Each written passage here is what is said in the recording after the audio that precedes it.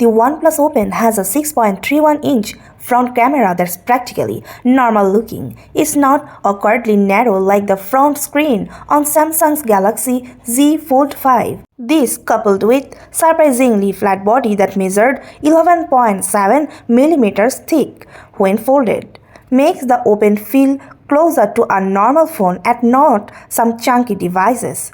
For references, the iPhone 15 Pro Max is 8.25 mm, but the Pixel Fold is 11.1 mm and Fold 5 is 13.4 mm. The Open is also one of the lightest folding phone in its class at just 239 grams. In the first few days of using the phone, I often forgot I could crack it open and make use of the much larger internal display. That's not a bad thing. In reality, with books like foldables, you are going to be using exterior screen most of the time. Switching to the largest display when you want to multitask, play a game, watch a video, an exterior screen that feels like the screen of a normal phone is exactly what you want. The only hardware gripe I have is with the massive camera module on the back. My hands are big and my index finger frequently sits over the bump. That doesn't feel great, but I am constantly smugging the camera glass. This might not be much of a problem if you have smaller paws. At least whole thing looks gorgeous, especially in the emerald dark color. OnePlus achieved the Open's impressive design with a unique blend of metals like titanium, cobalt, molybdenum alloys. The company claims to use far fewer pearls in its flexion hinge mechanism. OnePlus also says ceramic guard glass on the phone's front is 20% tougher than the Gorilla Glass Victus on the Pixel Fold. I didn't bust out my hammer and pliers to test these claims, and it's hard to say how this OnePlus would fare over time. But overall, the shape of the front screen paired with the thinness and lighter weight of the phone make it remarkably nice to use. But it's a shame that device's water-resistant rating is limited to IPX4. It will be fine in the rain, but its pairs can withstand water submersion.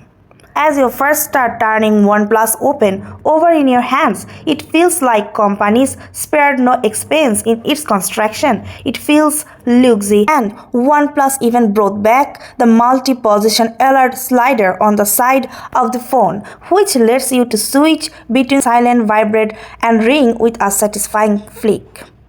The AMOLED screen on the front and on the inside have sharp 2K resolutions and 120Hz refresh rates with low temperature polycrystalline oxidized 3.0 tech, allowing them to dial the refresh rate up or down based on what's happening on the screen. This makes them more battery efficient since they can conserve cycles when they are not needed. The displays get plenty bright too. I never had any issues reading either screen on sunny days. You might prefer fast charging speed OnePlus offers here. I recharged Open from 5 to 100% in less than 40 minutes. Too bad you can also achieve this with OnePlus bulky USB, a charger and cable. But yeah, maybe you'll appreciate actually getting a charger in the box. Open the Open and you'll find some unique software that makes the user experience singular. OnePlus have developed a layer over Android calls Open Canvas that allows apps to exist in various sizes without having to conform to the shape of the screen. Apps like Instagram no longer feels like blown up rectangles that poorly mimic the normal smartphone experience. Instead, Instagram on the open screen has a sidebar on the left with tap to access DMS likes and the search paper, just like the desktop experience. The star of the show is Triple Splits, which sounds like a better movie but is a software trick that allows 3 apps to be launched side by side on the main screen. I have found it really handy to have a messaging app all the way on the right, slightly out of the frame but always there so I can monitor an ongoing conversation. 2 other apps can then take up the main part of the screen. What's really cool is if you expand all of the apps, it slides down below the two split screen apps. You can scroll down to access this third app in its full size window and then swipe back up to get back to the other apps.